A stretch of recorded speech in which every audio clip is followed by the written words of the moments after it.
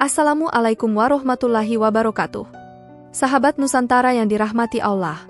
Di cerita kali ini, kita akan kembali membahas kasus atau kisah nyata yang terjadi di Indonesia, di mana ada seorang gadis muda menjalani kehidupannya dengan harmonis.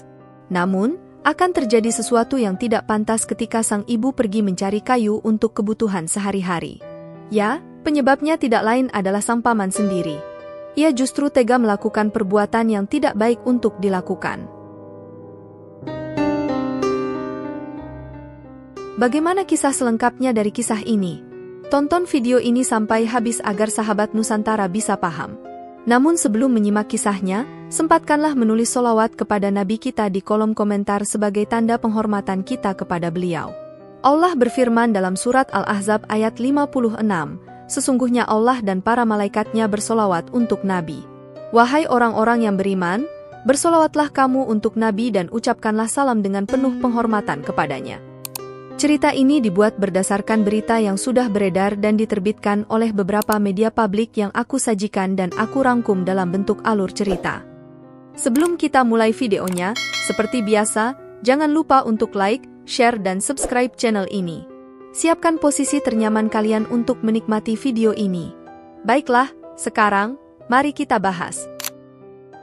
Jadi, di sebuah daerah yang bernama Kecamatan Wolo Selatan, Kabupaten Timor Tengah Selatan, Nusa Tenggara Timur, hiduplah seorang gadis muda bernama Zahra yang baru berusia 18 tahun. Dia merupakan anak satu-satunya dari seorang petani jagung yang bernama Rusmiwati. Usia ibunya tersebut sudah menginjak 40 tahun. Ibunya ini bisa dikatakan merupakan seorang pekerja keras. Dari pekerjaan ibunya itu, keluarga Zahra bisa juga dikatakan hidup berkecukupan. Namun, meskipun demikian, ia diajarkan untuk hidup sederhana serta berkehidupan seadanya agar anaknya bisa bersyukur di hari-hari ke depan. Penampilan Zahra ini cukup menarik dan dia memiliki wajah yang menawan. Terlihat cukup cantik. Kecantikannya tersebut selalu dipuji oleh tetangga-tetangga. Saat sedang bersekolah pun, tidak sedikit teman-temannya yang juga memberi komentar positif tentang penampilan Zahra. Tidak jarang juga, sang orang tua akan dengan senantiasa mengusahakan apapun yang diinginkan oleh Zahra, apalagi anaknya tersebut adalah anak tunggal. Zahra sendiri memanfaatkan dengan baik jika diberi sesuatu oleh keluarganya. Walaupun begitu, di usianya yang masih terbilang muda, Zahra ini masih belum berpikiran seperti kebanyakan orang pada umumnya. Di sisi lain, ia juga masih tinggal bersama kedua orang tuanya di rumah yang sangat sederhana. Di dalam rumah tersebut terdapat ibu, ayah, dan pamannya yang bernama Arfan. Sobat, tidak jelas mengapa sang paman itu tinggal bersama keluarga Zahra ini. Sebelum kita membahas lebih jauh permasalahan cerita ini, kita bahas dulu latar belakang dari Arfan. Jadi, Arfan ini sudah tidak berkeluarga dan sudah berumur 64 tahun. Di umurnya yang sudah sangat tua itu, ia lebih memilih untuk hidup bersama sang adik, yaitu ibu dari Zahra, yang merupakan adik kandungnya. Arfan mungkin memiliki masalah dengan keluarganya, jadi ia memutuskan untuk menumpang bersama sang adik. Tidak diketahui alasan mengapa sang paman berpisah dengan istrinya. Entah itu mungkin ditinggal wafat atau ditinggal karena masalah pribadi, tapi dipastikan ia sudah cukup lama tinggal bersama keluarga Zahra ini. Meskipun sudah tua, Arfan sendiri tetap memiliki kebun jagung yang tidak jauh dari kebun milik adiknya tersebut. Ia membantu memanen bersama keluarganya itu. Jadi, bisa kita simpulkan, antara Arfan dan adiknya sangat jarang memiliki masalah dalam perekonomian. Mengetahui dirinya yang sedang menumpang, sang paman juga sering membantu dalam kebutuhan bahan pokok ibu dari Zahra. Terkadang ia menyuruh sang keponakan untuk membeli minyak, beras, dan lain-lainnya. Pada awal-awal menumpang, sempat ada percekcokan di keluarga Zahra ini. Kenapa tidak? Mereka tidak terbiasa hidup kecuali dengan keluarganya saja. Namun, dengan bijak, Rusmiwati dan sang ayah pun mengizinkan Arfan untuk tinggal bersama mereka.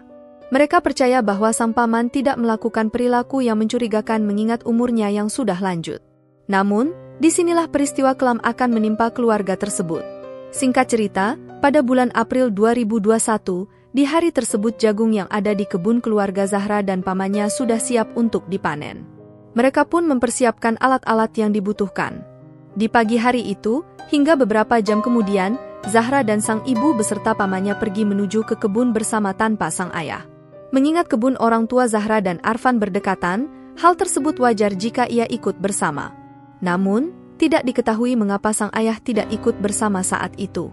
Sesampainya keluarga kecil tersebut di kebun jagung, seperti biasa, masing-masing dari mereka akhirnya memanen jagung yang hanya berjarak puluhan meter.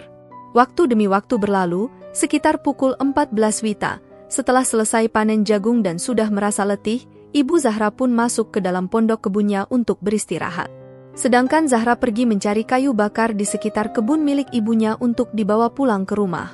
Saat ia sedang mencari kayu bakar, entah kenapa sang paman memanggilnya dengan mengajak untuk makan sirih pinang. Sobat, makan sirih ini memang tradisi di salah satu suku di Nusa Tenggara Timur. Singkat cerita, setelah selesai mengikat kayu bakar, Zahra langsung menemui Arfan, sang paman, yang saat itu sedang duduk beralaskan kain tenun berwarna hitam putih. Lalu, Arfan pun menawarkan sirih dan pinang kepadanya sehingga Zahra duduk dekat sang paman. Saat keduanya makan sirih pinang, entah apa yang terlintas di pikiran sang paman saat itu, ia justru menawarkan sesuatu dengan syarat harus berhubungan layaknya suami istri. Yang anehnya, Zahra malah mengiyakan tawaran dari sang paman. Seketika, tanpa basa-basi, Arfan menarik Zahra dan akhirnya melakukan hubungan terlarang di pondok kebun milik Arfan. Setelah selesai melepas hasrat, sang paman memberikan uang Rp20.000 kepada keponakannya lalu kembali melanjutkan panen jagungnya itu. Di sini, sobat, Zahra tidak melaporkan kejadian tersebut kepada orang tuanya. Mungkin pada saat itu ia merasa takut atau masih belum bisa berpikiran dewasa. Sang ibu pun tanpa rasa curiga tetap fokus melanjutkan pekerjaannya tersebut. Hingga keesokan hari, Arfan tidak menyesal dan ingin kembali melakukan hubungan terlarang itu tanpa memikirkan konsekuensinya, sobat. Di hari tersebut, mereka berniat kembali ke ladang jagung miliknya dikarenakan masih ada sisa-sisa bekas jagung yang harus dibersihkan. Di sisi lain, Arfan yang sedang beristirahat di pondok lagi-lagi memanggil Zahra lalu melakukan hubungan badan. Sejak saat itu, mereka selalu melakukannya ketika pergi berladang. Setiap kali Arfan selesai, ia kadang memberikannya sejumlah uang, mulai dari Rp20.000 hingga Rp10.000. Uang tersebut digunakan Zahra untuk membeli garam, minyak goreng, benang, serta kebutuhan lainnya. Setelah berlama-lama melakukan perbuatan tidak layak itu, peristiwa yang tidak diinginkan pun terjadi. Ya, Zahra akhirnya mengandung anak dari sang paman. Pada awalnya, ia tidak menyadari apa yang terjadi dengan tubuhnya tersebut. Terkadang Zahra mulai merasa tidak enak badan dan tidak bisa berlama-lama saat beraktivitas. Hingga akhirnya, perutnya pun mulai mengalami perubahan. Jelas pada saat itu, Zahra tidak bisa lagi menutupinya. Kedua orang tua yang melihat kondisi sang anak lantas menyuruhnya untuk jujur. Zahra dalam keadaan pasrah pun menceritakan semua kejadiannya bersama sang paman. Kedua orang tua yang tidak terima anaknya diperlakukan seperti itu langsung melaporkannya ke pihak kepolisian setempat. Tidak lama kemudian, Arfan pun berhasil diamankan tanpa perlawanan. Atas perbuatannya, Arfan dijerat dengan pasal 81 ayat 2 Undang-Undang Nomor 17 Tahun 2016 tentang penetapan peraturan pemerintah pengganti Undang-Undang Nomor 1 Tahun 2016 tentang perubahan kedua atas Undang-Undang Republik Indonesia Nomor 23 Tahun 2002 dengan ancaman 15 tahun penjara. Bagaimana menurut kalian? Dari cerita kali ini, kita belajar bahwa tidak sepenuhnya keluarga kita memiliki niat yang baik, karena bisa jadi orang yang kita cintai adalah orang yang akan menyakitimu. Semestinya, kenalkanlah kepada anakmu perbuatan mana yang tidak boleh dilakukan dan mana yang harus dilakukan. Karena orang tualah pendidikan pertama dari sang anak, maka didiklah secara baik lalu contohkan yang baik-baik juga agar kamu bisa menjadi seorang teladan baginya.